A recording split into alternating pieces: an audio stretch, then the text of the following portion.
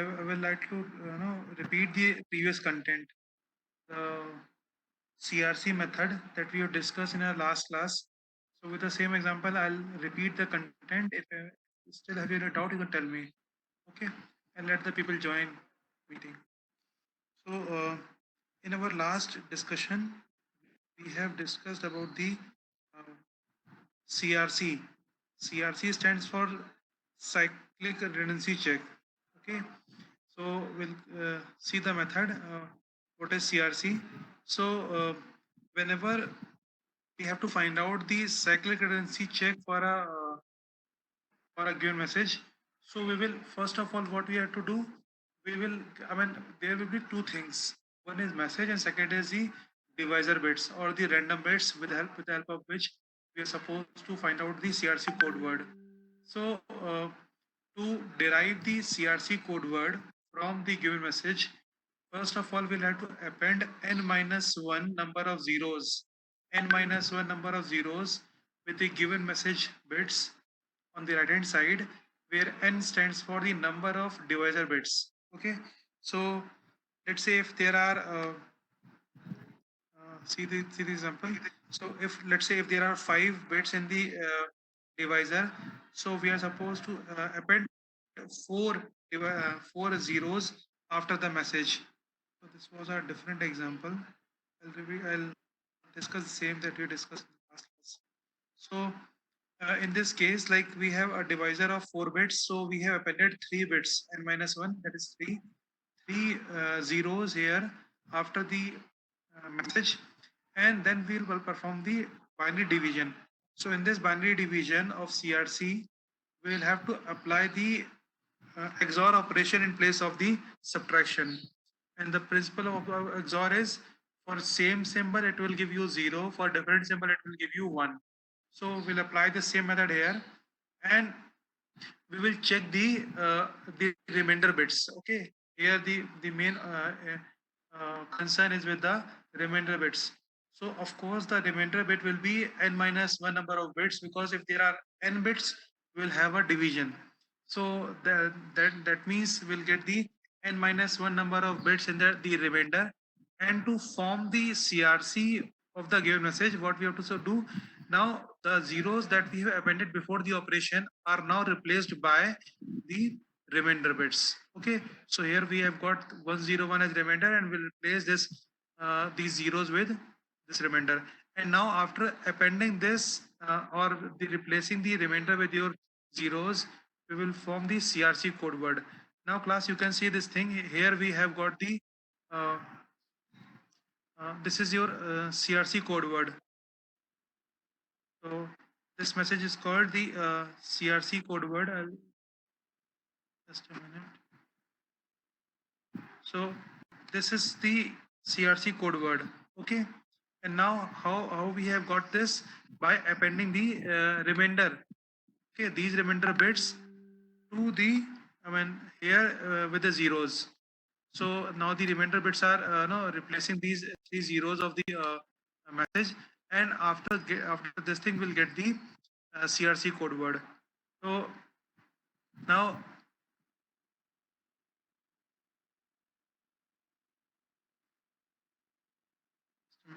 now how we will check whether the message has been arrived correctly on the destination or not. So for this, what we have to do, we will again perform the division operation. We will again perform the division operation of the CRC code word with the same divisor bits. This divisor is shared by the sender with the receiver. And now in this case, when we are performing the division on over the CRC, we have appended the remaining part with the message. So that side will definitely get a 0 if there is no error in the message. Okay, so you can check this thing. If we like if we are going to change any of the bit here, we won't get a 0 here. Okay, in the remainder. So to ensure this thing that there is no error, we will divide, and in the same way, in place of subtraction, we'll perform the XOR operation, and this time the remainder should come 0. So this is the CRC code word. Okay, or how the CRC code word can be formed. Now, class, uh, uh,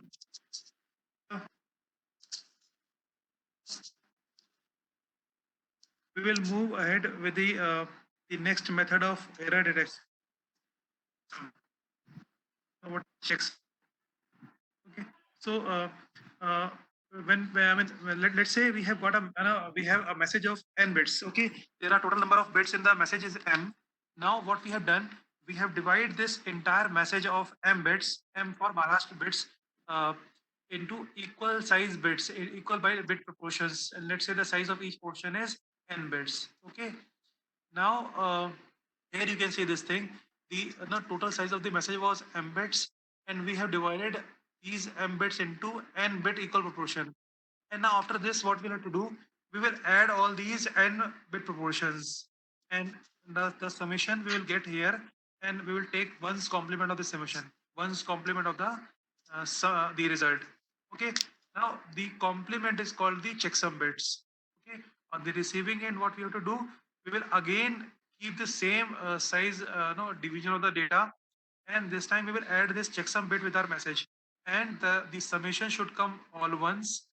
To represent that there is no error in the message, we will take a ones complement of message and give you zeros. So this is how the checksum method is performed. I mean, all these three methods are, uh, that we've discussed till now, are based on the method of the error detection only. Okay, we have not discussed any single method which ensures the error correction. We have just discussed the error detection method. Okay, now I'll repeat this once again. In case of checksum, what we do, let's say we have the total size of messages k bits. These k bits are divided into n bit equal proportion. We add these n equal proportion, and the result of the addition will take a one's complement of this result, and this result, the one's complement, we will send along with the message. And we'll also tell this thing to the receiver, that what was the size of the equal proportion on the sending end. On the receiving end, what we have to do, we will again perform the same addition, and this time we'll add the checksum bits along with the message, and this time the result should come zero, all ones, if there is if there is no error in the message. And if there is no error in the message, we'll take one's complement of the result to show that there is no error. Okay. Now we'll discuss one example on this. So generate a checksum for the given sequence 1010101011. So here the number of bits in this sequence are 10. So we can divide it like we can have two sequence of 5 bit each, or we may have, five sequence of 2 bit each. So for simplicity, I'm keeping it with 5 bits sequence. So what we have done, we have divided this sequence into two equal proportions of 5 bit each. Now we'll add all the bits, all the proportions. So we'll get 110, again 110, 10. So it will give you this addition, and this is simple binary addition. We will discard the carry. Okay, carry is discarded here.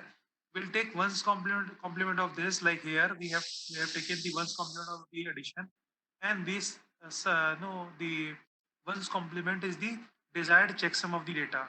Now we will send this checksum along with the data, and we will inform the receiver that the checksum was formed by dividing the message into the equal proportion of 5 bit each. On the receiving end, we will again perform the addition of the data. We'll first divide the data into five bit equal proportion, and we'll use this checksum also in addition. This time, if there is no error in the message, the result should come. I mean the addition will give you all ones. Okay, if there is no error in the message, and to represent this thing, that there is no error in the message, we will take its ones complement, and this ones complement contains all zeros, which represents the zero error in the message. So this is how the checksum is performed. This is the method of checksum. First, we divide the mbit message into um, n bit equal proportions, then we add these n bit equal proportions. We will take one's complement of the result of the addition, which is the desired checksum. Now we will send this checksum along with the message, and also will inform the receiver that what was the size of equal proportion on the sending end. I mean, how the checksum was formed. On the receiving end, we'll again perform the addition. Okay, and this time we will add the checksum also. If there is no error in the message, the uh, the addition of the this addition, I mean, the result of this addition will come all ones. We will represent the zero error by taking one's complement of this addition. I mean, all zeros. It shows that there is no error in the message. So, for example, on this, so here we have 18-bit message. Okay, so what we have done, we have divided into three proportion of 6 bit each. We took the addition, discard the carry, take its ones complement. I mean, this is the ones complement of the message. Now, on the receiving end, what we'll do, we will perform the addition along with this checksum bits. This time, the addition should get all ones, and to represent that there is no error, we'll add the, I mean, we'll take one complement of this addition. It will give you all zeros. Okay, so this is the checksum method of error detection. Now, class, all these methods were based on the error detection only. We have not discussed even a single method of error correction. Now, the next method that we are going to discuss is, uh, I mean, is based on the error correction also, in which we have a provision of a little bit of error correction up to certain bits, up to certain fixed bits, like for the even number of bits or for the odd number of bits. So this method is known as parity check. Okay, so how do we do this parity check? Let's say we have, we'll discuss one example here.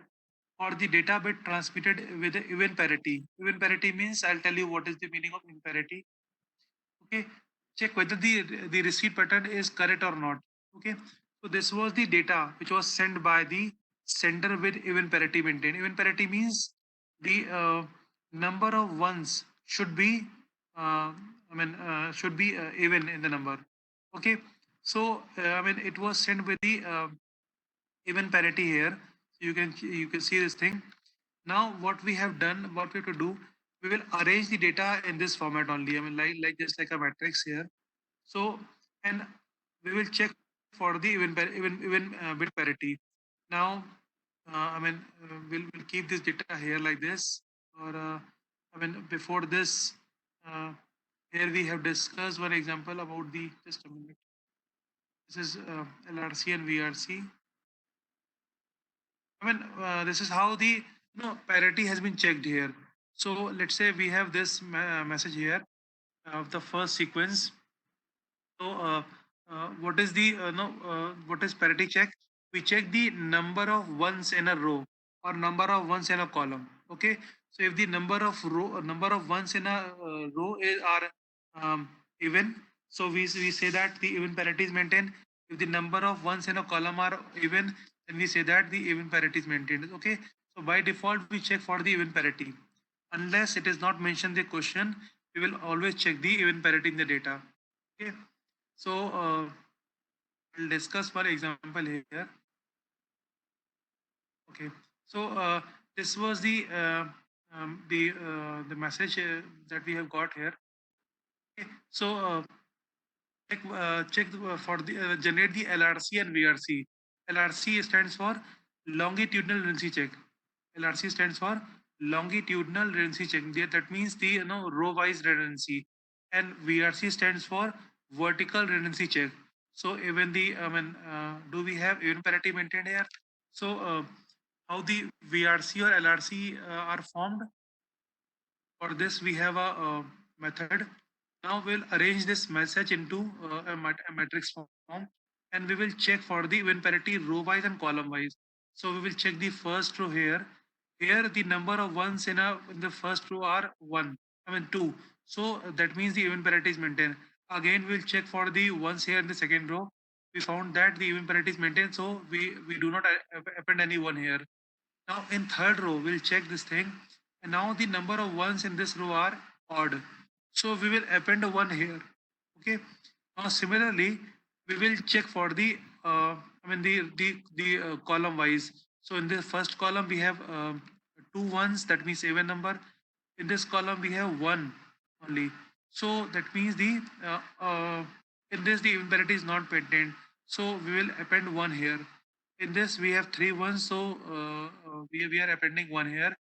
In this we have only one single one here, so this is we have appended one here.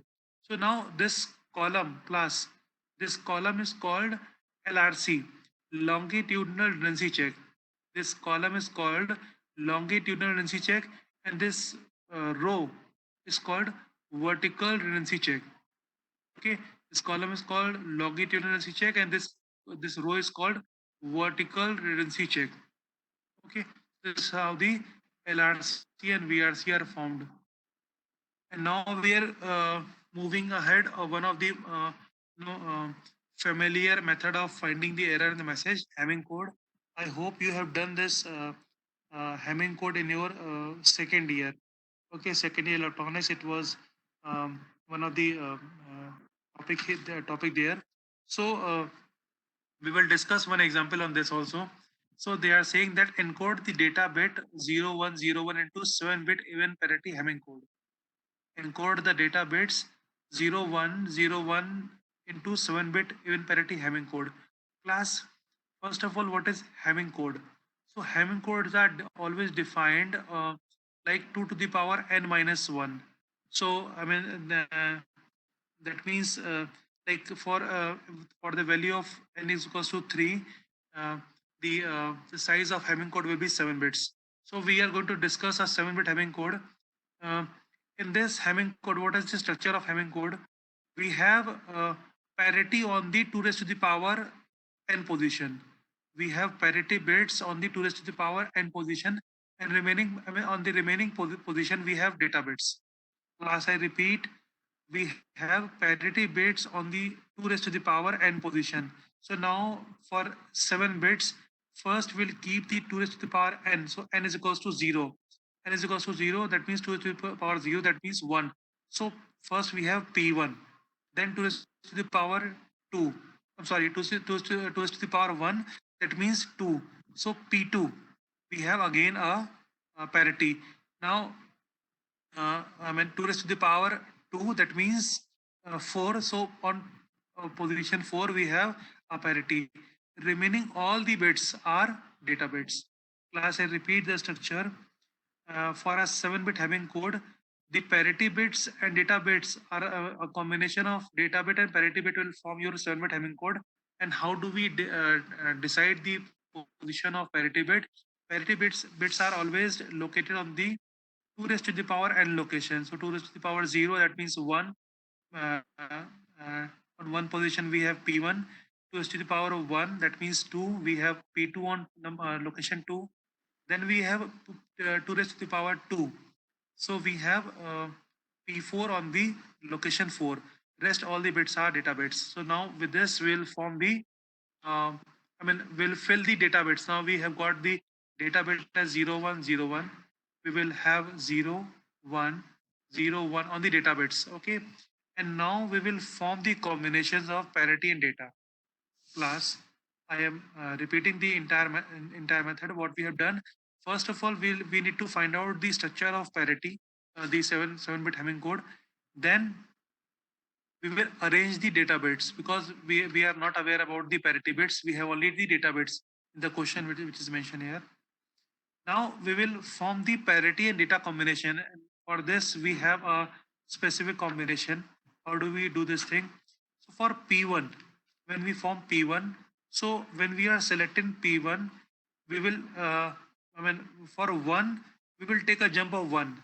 That means selecting P1, then we will take a jump of 1, then D3, then we'll take a jump of 1, D5, then we'll take a jump of 1, that means D7. So P1, D3, D5, D7. When we are selecting P2, so we will select 2 bits simultaneously. So P2 and D3. P2, D3 are selected for P2. Then we will take a jump of 2 bits. That means P4 and D5 are jumped. So P2, D3, D6, D7 class. So we'll have the second combination as P2, D3, D7, D6, D7. Now for P4, when we are going to select the P4 parity, in that case we'll select 4 bits. So P4, D5, D6, D7. So this is how the combination is formed. I repeat, when we are forming the combination of parity and data for P1, so for P1 we will select 1 bit and we will jump 1 bit in this combination. So P1, D3, D5, D7. For P2, for forming the combination of P2, P2, D3, that means 2 bits are selected, then 2 bits are jumped. So P2, D3, D6, D7, that's second combination. Then we have third combination as P4 and the selection of 4 bits. So P4, D5, D6, D7. This is how the combination is formed. Now class, we will check the parity here in this combination. So I mean, we will fill the, first of all we are supposed to fill the data bits. So D7 is 0, D5 is 0, D3 is 1. For maintaining the even parity, we will have to for maintaining the even parity, your P1 should be 1. Class, for maintaining the even parity, your P1 should be 1. Now here in this combination, we have D7 as 0, D6 as 1, D3 as 1, and for maintaining the even parity, your P2 should be 0, because we have even number of ones in this combination. Now in this, the last combination, we have D7, D6, D5, D4, and we have only one data bit as 1. Okay, and for maintaining this even parity, we have to set this bit 1. And now we got the position of P1 as 1, P2 as 0, and P4 as 0. So we'll fill all these bits here. We'll form the we'll get the encoded form of this data bit. Okay. Now class, by using this having code, how we can check the error in the message. Class, if this is clear, if this portion is clear, you can tell me. I'll tell you the method how the errors can be detected and corrected by using the having code. Class, do you have any doubt about this? I mean, these topics.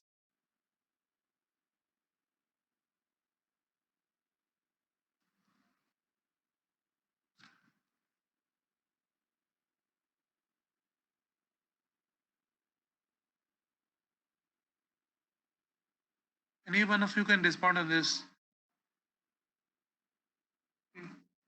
So now with this, I'm moving to our next discussion. That is, finding error and correcting it for the for error. Okay. So now, class, a 7-bit Hamming code received as 1110101. Okay. So this is the 7-bit Hamming code. We will arrange the 7-bit Hamming code like this, and now we will check for the win parity. Class. Okay. I told you in the before beginning of this topic, we will always check for the even bit win parity. If even if it is not given in the question, we will always check for the even parity. Now class, we have this sequence here with us, and we have written it like this.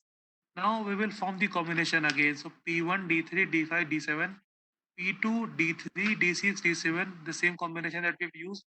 P4, D5, D6, D7. Now class, we will check for our values. Okay, for even parity and for even parity, what we should maintain here. So in this first combination, the even parity is maintained. That means all ones are here. So the even parity is 0. For this combination, we have 3 ones. So for even parity, we need to add 1 here. In this combination, again we have got 3 ones, and for this we need to have 1 here.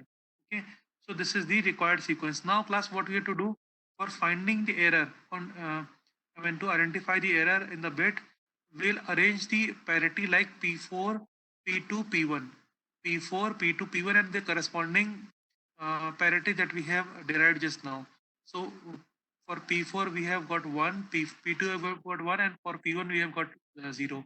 So this is the combination, and we will find the decimal equivalent of this number. And 110, as we know that it is 6 in 3 bits, and the meaning of this thing is there is error in the sixth bit, and we'll check for the bit. So now this sixth bit is in error, and we will change the value of this bit. Okay, so by replacing a 1 with a 0, we will get our correct sequence number, and after that you can check again the parity, and you will get all no, even parity maintained in this sequence.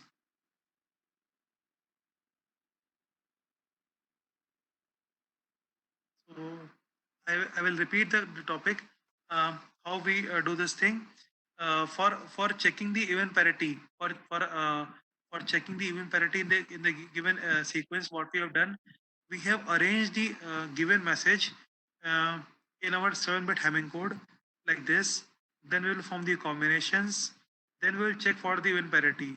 Okay, and after no like if the parity is not maintained, we have to append the parity bit. Okay, like here in this case we have 3 1s. So for P2 we'll append 1 here. For P4 we have I mean uh, I mean odd number of ones here. So we'll append 1 here, and after that we will arrange the bits like P4, P2, and P1. Okay, here like this. And after arranging the parity bits, we'll find the decimal equivalent of this number, and we will replace that no, the digit in the sequence with a, I mean, if it is 0, we'll change it with 1, and if it is 1, we'll change it with a 0. So with this we'll find out the correct sequence number. So class, with this topic, our error detection and correction topic is over. So still, if you have any doubt, you can ask me. I'll repeat the particular topic, or I will move ahead for the for the next topics. If you have any doubt, you can tell me.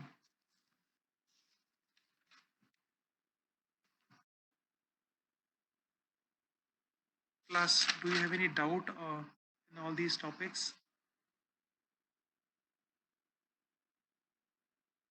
Okay, so we'll, I mean, because we have sufficient time, I have just 2 or 3 topics to cover in the next week, and we have sufficient time with us. So I will quickly revise the all the topics of our error detection and correction, what we have done here till now.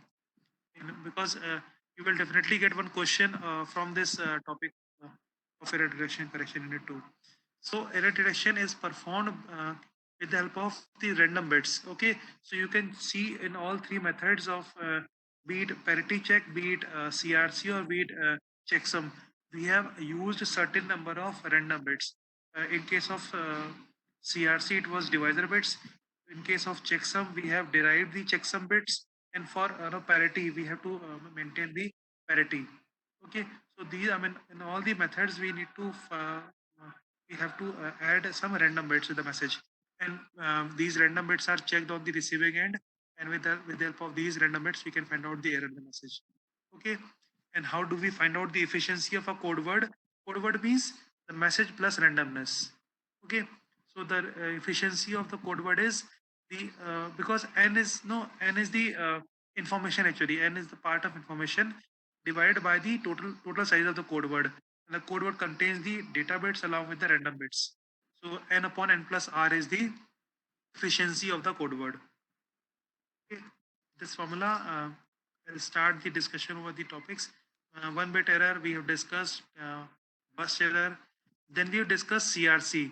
Okay, circular redundancy check. I explained this topic today only. Um, we first of all we need to append the n-1 number of zeros in the given message bits, and will divide it. In case of subtraction, we'll use the XOR operation. Okay, the remainder bits of the division will be replaced by the appended zeros and will form the CRC code word. On the receiving end, we'll divide this CRC code word with the given divisor, and this time your remainder code should come 0. Okay. That means there is no error in the message.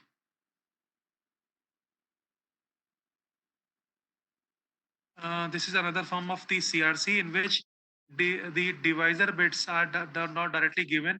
We have generator code word, and from this we have to find out the uh, divisor bits. To form the divisor bits, what we do, we will arrange it like 1 into x to the power 0 plus x to the power 1 into 0 plus x to the power 2 into 0 plus x to the power 3 into 1, and we will take the coefficients here. X to the power 3 coefficient is 1, x to the power 2 coefficient is 0, and x to the power 1 coefficient is 0, x to the power 0 coefficient is 1. Then we will get the divisor bits, and again we will perform the same operation by appending n minus 1 zeros here, and the remainder. Finally, we will replace the remainder with the appended zeros. And on the receiving end, again we will perform the same operation. If there is no error in the message, we will get the 0 this time. Checksum, I told you today only. First of all, we need to divide the message into equal proportions, then add the bits, take the ones complement and send this ones complement along the message. On the receiving end, we'll again divide the message into equal proportions of the same size, and we'll add the checksum bit with the message. Okay, this time it should come 0. I mean all ones, and we'll take ones complement to show that there is no error in the message. Then we discuss the Hamming code method inside the parity. Okay. This was the parity, and VRC LRC. I told you how do we get the VRC and LRC. So we'll arrange the bits like bits in row and row wise. Uh, for VRC we need to check the row wise, and for LRC we have to check for the column wise. Okay, the bit that we get in our row are called LRC, and sorry, VRC, and the bit that we get in our column are called um, LRC. So there is a limitation of bit. By using parity we can check only find the odd number of ones. So let's say if there are two bits change, and when even number of bits are changed, we cannot detect the error using the parity. I mean, you know all these methods because you have learned all these methods in your second year. Then we discuss the Hamming code method of error detection. We have arranged the message in the Hamming code structure. Then we find out the parity value. Okay. And finding the error. So again, we'll form the same pattern of the with the given message, and then we'll check the parity value. Parity values are now arranged in the message like this, and we'll take the when we find the decimal equivalent of that message, and with the help of this, we can find out the error of the message. Okay. So now, class, with this, I'm finishing my today's lecture. That was error detection correction, and next lecture we'll start with the IEEE projects, and only two topics are left in this subject. Okay. So if you have any doubt, you can tell me. Otherwise, I'll wind up my today's session and we'll start from today tomorrow. I mean, the next class. It is Tuesday.